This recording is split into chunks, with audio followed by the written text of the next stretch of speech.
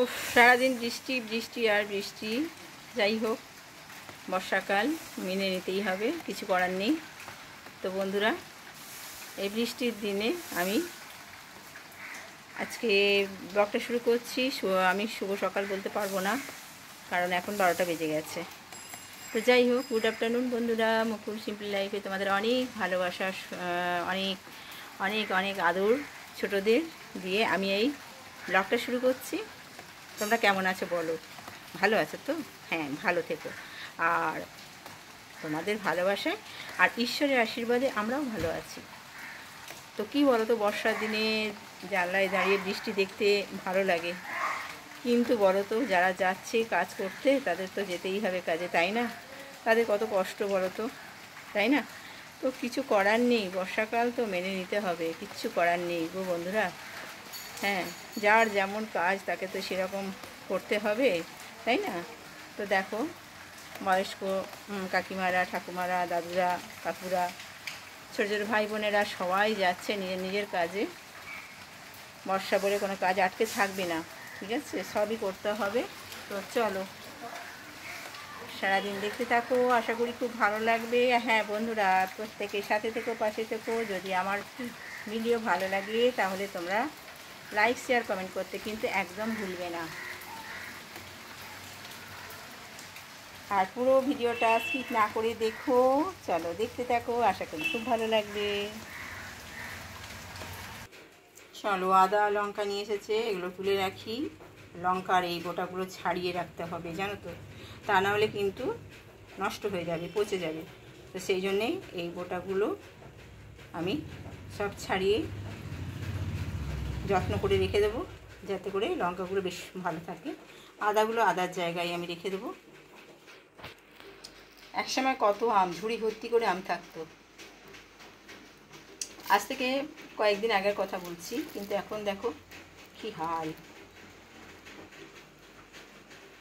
3টে আম 1 কিলো, কি জ্বালা। চলো, যখন যেমন তখন তেমন মেনে নিতেই হবে। এখন আমের কিন্তু শেষের দিক, বললে হবে না। আচ্ছা, আমি কিন্তু কড়া বসিয়ে দিয়েছি। এবার কি রান্না করব দেখো, ঠিক আছে? রান্না তো করতেই হবে। তো রান্নাটা কি করি দেখো। চলো, কড়াই তেল দিয়ে দিই,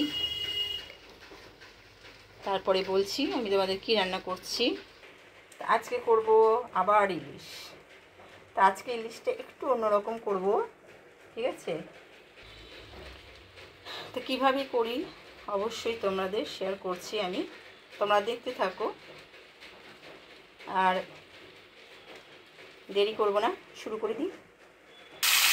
মাছগুলো একটু আলতো করে আমি ভেজে নিই, একদম কাঁচা করবো না, আলতো করে ভাজবো। তো দেখো বন্ধুরা, ঘরে টক দই পেতেছিলাম, এই টক দই থেকে আমি খানিকটা এখানে নিয়ে নিলাম। আজকে করব দই ইলিশটা, মানে দই দিয়ে ইলিশ করব। তো তোমরা দেখো কীভাবে আমি দই ইলিশটা করছি। তো আমার এতটা দই হলেই হয়ে যাবে, আর দই লাগবে না। ভালো করে ফেটিয়ে নিচ্ছি দইটা।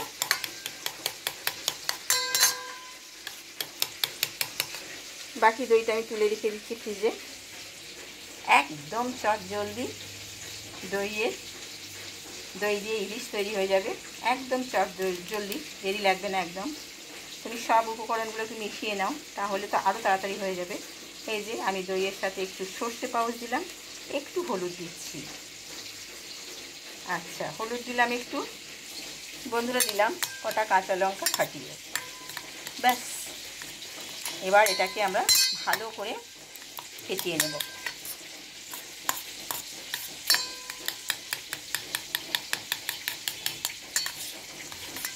একদম সুন্দর করে আমরা ফেটিয়ে নিচ্ছি। আমাদের উপকরণ কিন্তু একদম রেডি হয়ে গেছে, একদম রেডি। এবার মাছগুলো আমি একটু উল্টে দেব, কারণ একটা পিঠ হয়ে গেছে, আর একটা পিঠ আমি আলতো করে ভেজে নেব, বেশি ভাজবো না, আলতো করে একদম ভেজে নেব। আর মাছের ভেতরে ডিম আছে, আমি ডিমগুলোকে বের করলাম না।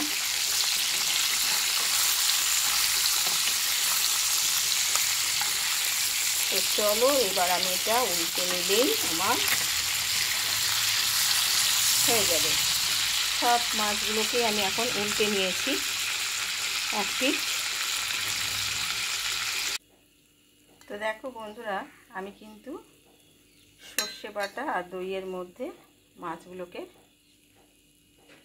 ডুবিয়ে রেখে দিয়েছি, আর একটু কাঁচা লঙ্কা দিয়েছি, ডুবিয়ে রেখে দিয়েছি। এবার এটা আমি একটু কালো জিরে ফোড়ন দিলাম তেলের মধ্যে। ব্যাস, সেটাকে আমি একটু আলতো করে ফুটিয়ে নেব। এটা মাছ একটুতে ভেঙে গেল।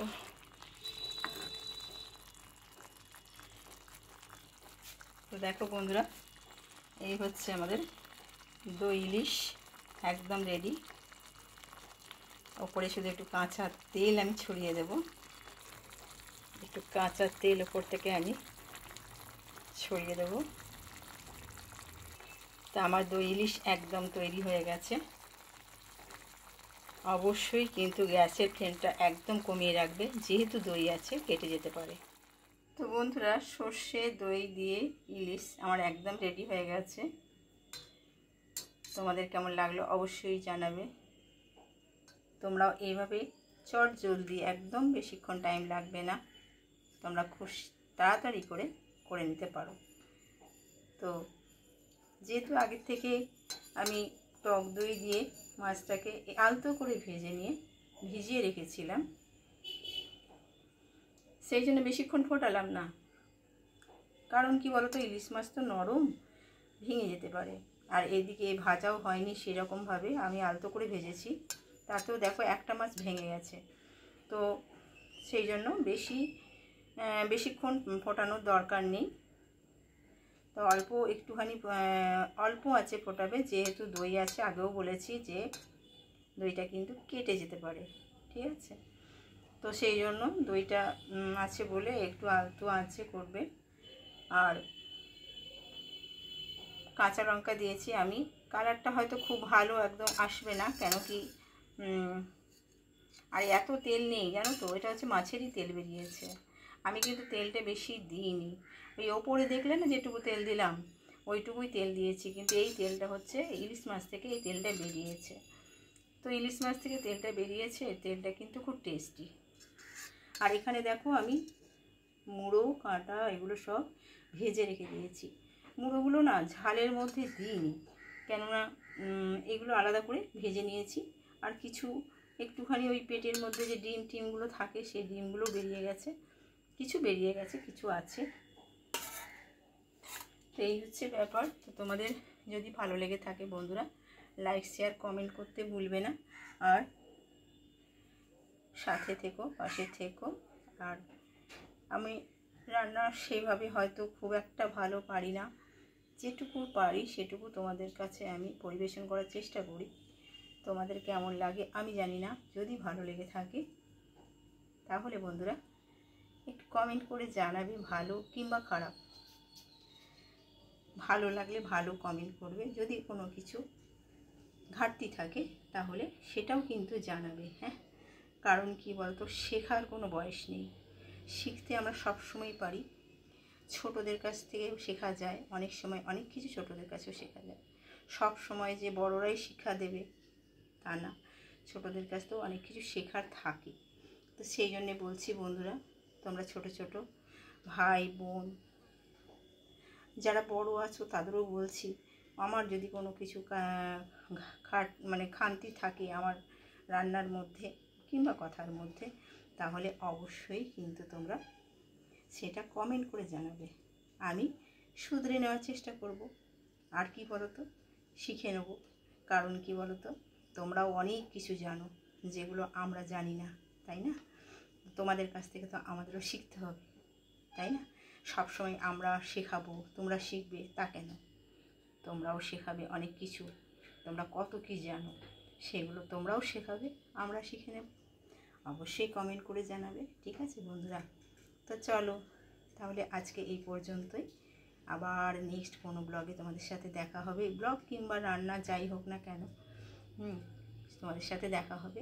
ততক্ষণে তোমরা কিন্তু সুস্থ থেকো, ভালো থেকো। আর সাবধানে থেকো, ঠিক আছে? হ্যাঁ, আর নিজেদের শরীরের প্রতি যত্ন নিও একদম।